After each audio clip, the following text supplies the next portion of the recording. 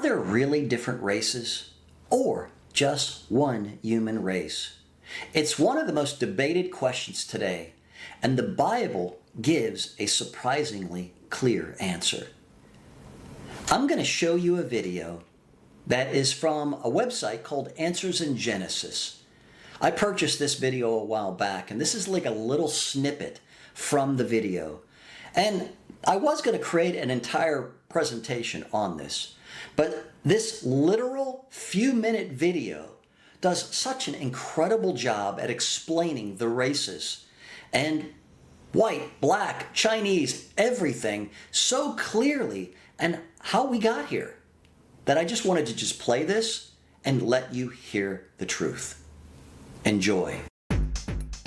I hear this one a lot. How can there be so many races in the world if we are all descendants of Adam and Eve? Well, check this out. First off, let's talk about the word race. Sometimes when people use the word, they mean supposed races of people who have evolved at different times, rates, and in different locations. That's not true.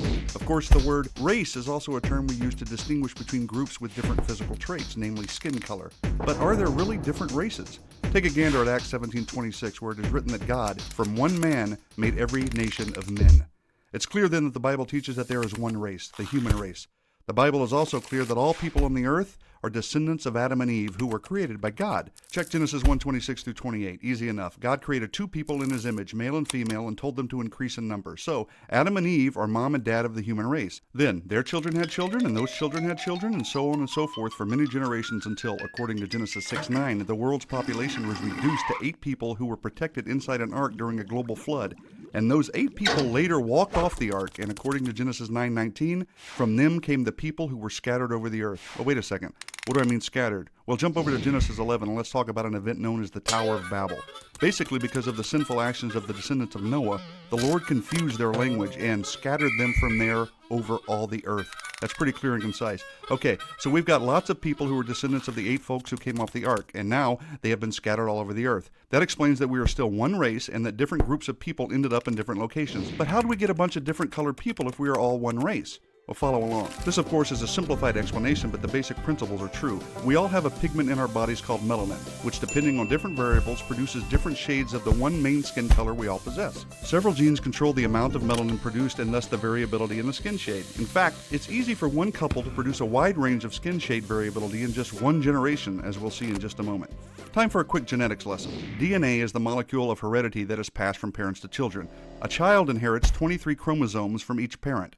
Each chromosome pair contains hundreds of genes, which regulate the physical development of the child. However, to illustrate basic genetic principles pertaining to the topic, we'll just talk about 2 genes, the genes that control the production of melanin. So, let capital A and capital B symbolize versions of the gene that code for large amounts of melanin, while little a and little b code for small amounts. Got it? Easy. Check this out. Take a look at the upper left. Let's say dad contributes capital A, capital B genes, and mom contributes capital A, capital B genes as well. Together they will produce a child with capital A, capital A, capital B, and capital B. This is a kid with a lot of melanin, and thus he will have very dark skin. Easy to see. Here's the bigger point though. Let's say dad contributes capital A, capital B, and mom contributes little a and little b. Well, the child's skin will be middle brown shade, the combination of capital A, little a, and capital B, little b, which by the way represents a majority of the world's population. Not only that, but if each parent is capital A, capital B, little b, the combinations that could be produced in their children could result in a very wide range of skin shades in just one generation. Ooh. So, since Adam and Eve were the first people ever, it makes sense to conclude that God placed in them a combination of genes that could produce all different shades of skin we see. Those same combinations would be present in Noah and the 7 other people who boarded the ark. And because God dispersed people at the Tower of Babel, he dispersed the population, thereby isolating gene pools in the different people groups. Over time, different cultures formed in different locations with certain features like skin shade becoming predominant. And here we are today. And since we all go back to Noah and his family, it makes sense that we are all different shades of brown. One race, multiple people groups, just like the Bible teaches. Simplified for sure, but enough said.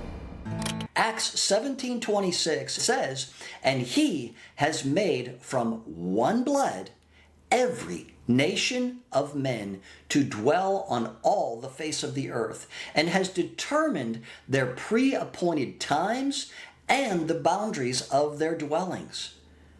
Acts 10:34-35 says, "Then Peter opened his mouth and said, 'In truth, I perceive that God shows no partiality, But in every nation, whoever fears him and works righteousness is accepted by him. God is not a respecter of persons. We are all just different shades of brown. There really isn't black, white, Chinese, Native American. Man is the one who created all these divisions between us. It's just the human race. That is all I wanted to share.